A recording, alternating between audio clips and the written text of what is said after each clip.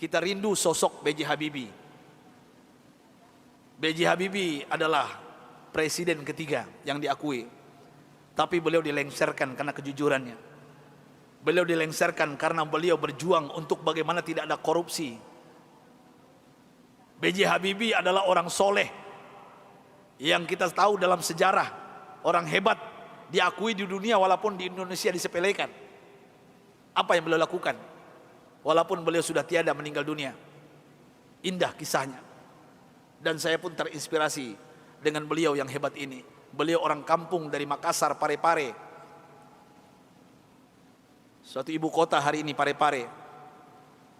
Saya pernah diundang ke sana oleh wali kotanya. Saya lihat patungnya Habibie dan Ainun, dan ternyata beliau orang kampung, orang biasa, orang sederhana.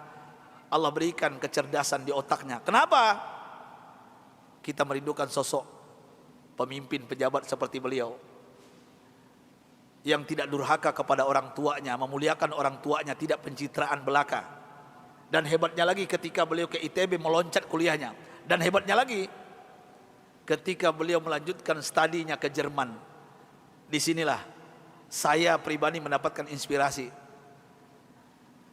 Pesawat terbang Bapak Ibu yang kita naik itu, di ketinggian tertentu kalau nggak pas bikinnya bisa retak, Pak.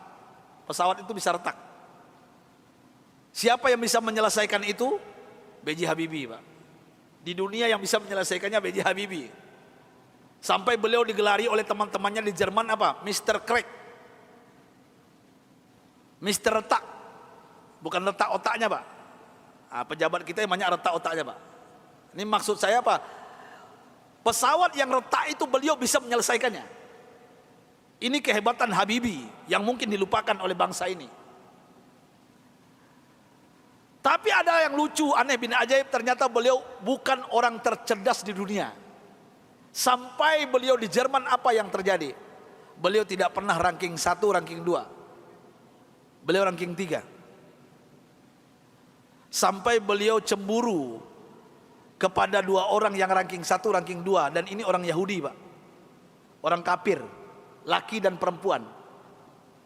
Saking herannya beliau, padahal beliau apa yang beliau isi itu benar semuanya. Tapi saking penasarannya, bertanya kepada Yahudi 2 ini. Apa kata beliau? Aku mau tanya kepada kalian berdua, apa rahasianya sampai kalian hebat di dunia, ranking 1, ranking 2? Saya kenapa tetap ranking 3? Apa jawaban Yahudi 2 ini, laki dan perempuan ini? Oh, Rudi. Beliau dipanggil Rudi, bukan Habibie.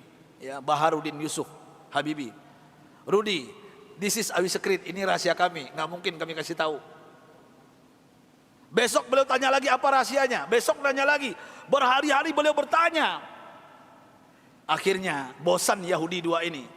Sampai Yahudi ini mengatakan, Bapak Ibu, rahasianya. Come here, Rudi. Sini, Rudi, kami mau mengatakan kepada engkau, tahukah engkau rahasia? Kenapa kami cerdas? Kenapa kami ranking 1, ranking 2 hebat? Apa jawabannya? Ini yang membuat B.J. Habibie malu dan meneteskan air mata. Pahlawan yang hebat ini, ketika Yahudi ini mengatakan, kami di sepertiga malam terakhir, jam 3 bahasa kita di Jakarta, bangun. Setelah itu kami mandi. Setelah mandi kami pakai baju yang wangi. Setelah itu kami ambil Al-Quran. Kami baca Al-Quran. Kaget B.J. Habibie. You read Al-Quran? Yes. Kalian kan kafir Yahudi, kenapa baca Al-Quran? Kami yakin dengan Al-Quran. Walaupun kami tidak mempercayai Al-Quran, mempercayai Islam, tapi kami yakin dengan Al-Quran. Heran B.J. Habibie, orang kafir Yahudi yang juara 1, juara 2 di Jerman ini, setiap jam 3 pagi mandi, pakai minyak wangi, baca Quran. Apa jawaban mereka? Kami baca Quran. Tahukah engkau, Rudi, setelah kami baca Al-Quran, saraf kami ini rileks, otak kami cerdas, metabolisme tubuh kami dahsyat, imun. Nah ini bapak-bapak, ibu-ibu yang takut dengan corona, ini bukan saya yang ngomong, ini orang kafir yang ngomong ini. Ya. Imunitas kami naik tinggi. Kenapa? Al-Quran. Al-Quran kami baca. Sampai B.J. Habibie nggak yakin, nggak percaya.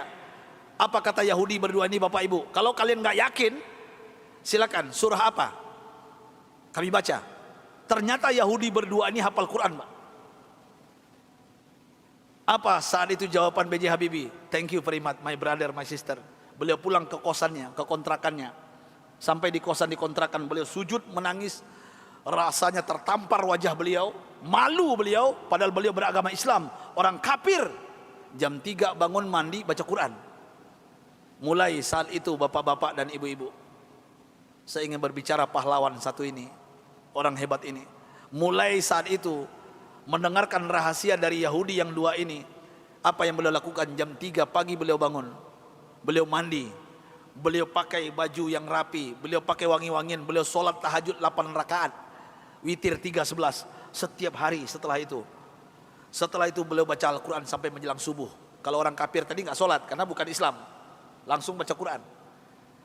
Dan apa yang terjadi keajaiban, Bapak Ibu yang dimuliakan Allah Subhanahu wa taala. Allahu Akbar. Keajaiban ini terjadi.